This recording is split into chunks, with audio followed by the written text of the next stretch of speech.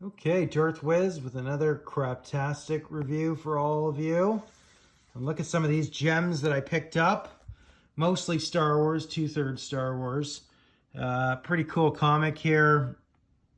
Look at that beast there grabbing a Star Destroyer. Oh my. A Living Nightmare stalks the universe.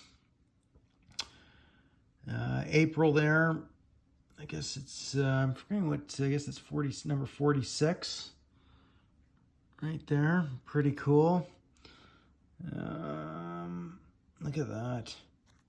I'll have to do an opener on it. Picked it up for relatively expensive, like $3. It's a beater comic, but these are great. You put these on the wall, they pop. The next thing, I guess I'll show the Indiana Jones. I think I've had comics like this maybe once or twice, but there it is. It's an Indiana Jones #1, or January 1st. I think that's the #1. I don't know where the issue number is. But anyways, 1982 there. There's the artist. Pretty cool there. It's not exactly looking like Harrison Ford, but nonetheless, be excited to open this one and just read through it. Anyways, picked up my first graded comic. Shout out to John Rolla at Action Figure Grader. They're pretty cool. And there it gives you sort of a breakdown, CGC. I don't know all this, 9.0. I thought it was a little bit better of a grade, but I think they might have graded this one a little harshly. Shout out to my buddy, just call him Joe. You know who you are, brother. He's got me into comics out of nowhere. I love the back of this. This is what really, there it is, Parker Brothers. That's so cool. Look at those nice tie interceptors there. So awesome. But anyways, so I'm going to pick up, I used to have this entire set, and I've got to look through just to make sure, but I think it's gone for whatever reasons. But there you got Spider-Man on there. Brought to you by Marvel. Marvel did all the Star Wars comics until I think Dark Horse started doing them in the 90s. I don't know too much about it. Just starting to get back into comics, picking up the odd one. But anything Star Wars is a must. And some of the other stuff too. He had some really cool Elvira comics that, oh man, I really want to pick those up. Just to have a couple of them. And, I'll get the odd X-Men stuff and that. But I'm not going to go too crazy with comics. But there are some big purchases of comics that I do want to get over the next couple of years, hopefully. But we'll see how it all comes. But he had this for a while, and I've been meaning to pick it up, and I didn't. And then finally I did it. So anyways, there it is. Something to look at. As far as grading them, I mean, that's a long debate. But, getting the odd one. I mean, these are pretty relatively inexpensive. It's probably worth like 20, 30, 40, maybe $50, depending on the market. And it's only a 9.0. There's millions of these, but it is nice sometimes to get them in case when they're in good condition like that. I'm not too fussy about it, but I would like to get some 9.8s and some high grade ones just for bleeping and giggles, as they say. And that's it. But anyways, there it is, Darth Wiz. Go out there, find some cool stuff. Comics are cool. Reading them is the most important thing.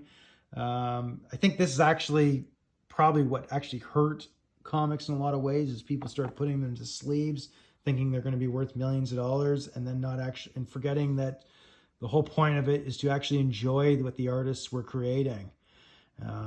Who knows how everything's going to go with the digital age that we're in now. And AI eventually is going to pump all this stuff out in a computer in a matter of minutes. But the human aspect of this stuff, I wouldn't forget, And I think some ways that maybe of passing this stuff on is, because I've seen a lot of collectors out there, worrying about their collection's going to be worth anything. Truth is, if that's part of your retirement plan, I would stop right now and start investing in things that actually, for your retirement, whatever you're doing. Not giving financial advice, but diversification is key.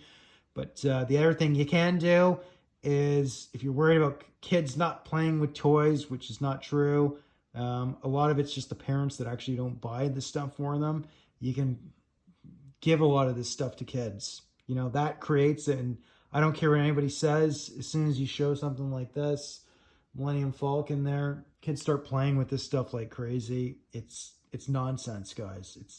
If you're worried about it, comics, whatever, passing some of it on, you know, showing, you know, you don't, if you got cousins, you know, your uncles or brothers or whatever, and they got kids, you know, you can give them a box of old school comics that are beaters or whatever, show them stuff. You'd be amazed how much they like it, toys, whatever. That's how you're going to create a market. A lot of I think the way of maintaining your value of this stuff is actually transferring it to your grandkids or whatever. And, you know, first kind of showing them, introducing it to them so they actually appreciate the history and stuff like that.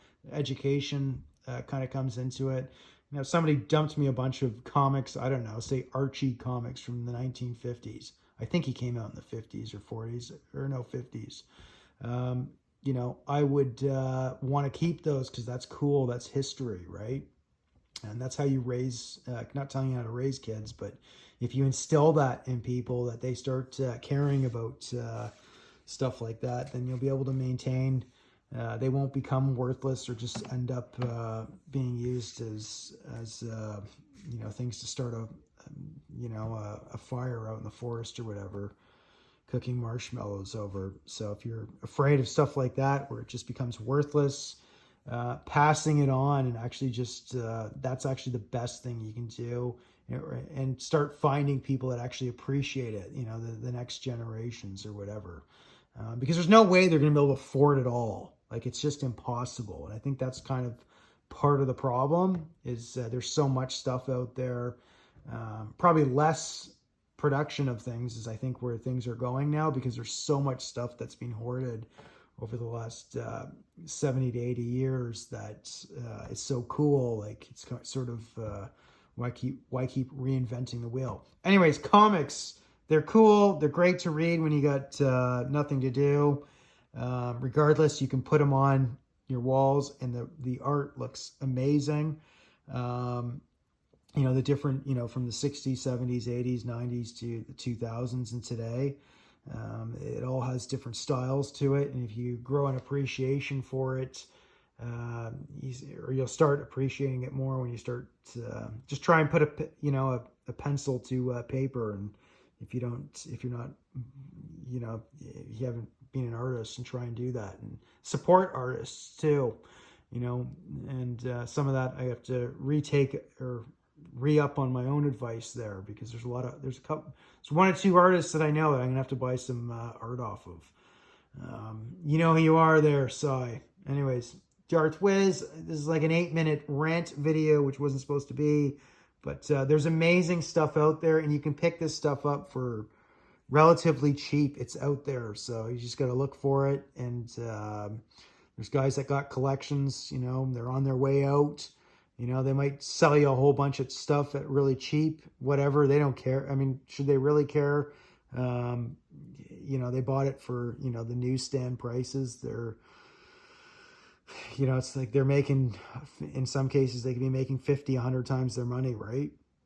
You know, especially for some of the more rare, expensive stuff that's on the market. So go out there, get it, appreciate history. Cheers.